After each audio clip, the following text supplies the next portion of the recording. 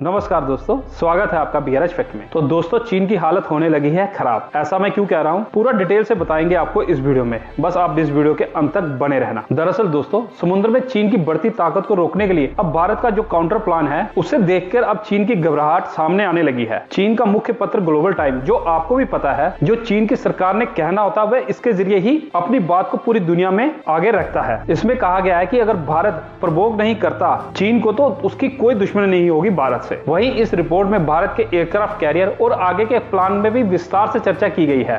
जैसे कि आपको पता ही है कि भारत की नौसेना के पास पहले से ही 2 एयरक्राफ्ट कैरियर हैं, आईएनएस विक्रमादित्य और आईएनएस विक्रांत। और अब वहीं भारत अब 40,000 करोड़ रुपए की लागत से एक नया एयरक्राफ्ट कैरियर बनाने के लिए तैयार है, और जिसका वजन 45,000 टन का होगा, और ये कोचिन शिपयार्ड में बनाया जाएगा।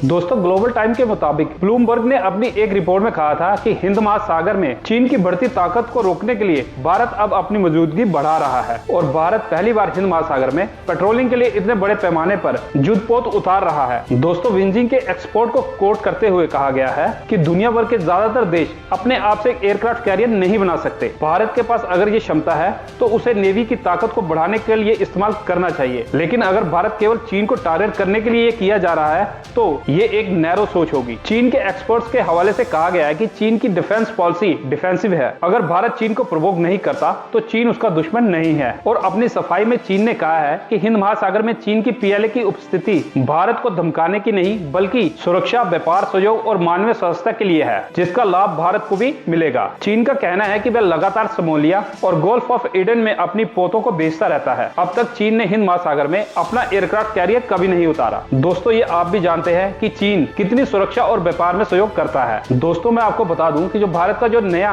एयरक्राफ्ट कैरियर है, उस पर 28 जेट को उतार सकते हैं। इसमें राफेल विमान भी शामिल है। वहीं चीन के पास अब तक 3 एयरक्राफ्ट कैरियर हो गए हैं। भारत का नया एयरक्राफ्ट कैरियर आईएनएस विक्रांत की तरह होगा, लेकिन अभी इसे तैयार करने में 8 से 10 साल का वक्त लगेगा। तो दोस्तों, आपके चीन के मुख्य पत्र ग्लोबल टाइम के बारे में क्या कहना है, अपने विचार जरूर बताना। इसके साथ ही चीन को डराने वाली एक खबर और बता देते हैं। दरअसल दोस्तों, भारतीय नौसेना के लिए कोचिन शिपयार्ड द्वारा बनाए जा रहे 8 anti submarine warfare shallow water craft की सीरीज में 3 जहाजों को 30 नवंबर की सुबह शिपयार्ड में एक साथ लॉन्च किया गया था। नौसेना में शामिल होने वाले इन जहाजों का नाम आईएनएस माहे, आईएनएस मालवन और आईएनएस मंगरोल होगा। इन जहाजों को नौसेना स्टाफ के उप प्रमुख वाइस एडमिरल संजय जे सिंह की उपस्थिति में लॉन्च किया गया। दोस्तों, कोचिन शिपयार्ड ने 2019 में 8 एंटी सबमरीन वारफेयर जहाजों के निर्माण के लिए रक्षा मंत्रालय के साथ कॉन्ट्रैक्ट पर हस्ताक्षर किए। ये माहे क्लास के जहाज नौसेना की सेवा में अवे क्लास के एंटी सबमरीन वारफेयर कॉर्वेट की जगह लेंगे, और कोस्टल वाटर में एंटी सबमरीन ऑपरेशन के लिए डिजाइन किए गए हैं, जैसे लो इंटेंसिटी मैरीटाइम माइंस बिछाने और सब सरफेस सर्विलांस ऑपरेशन, या विमान के साथ coordinate anti submarine warfare operation और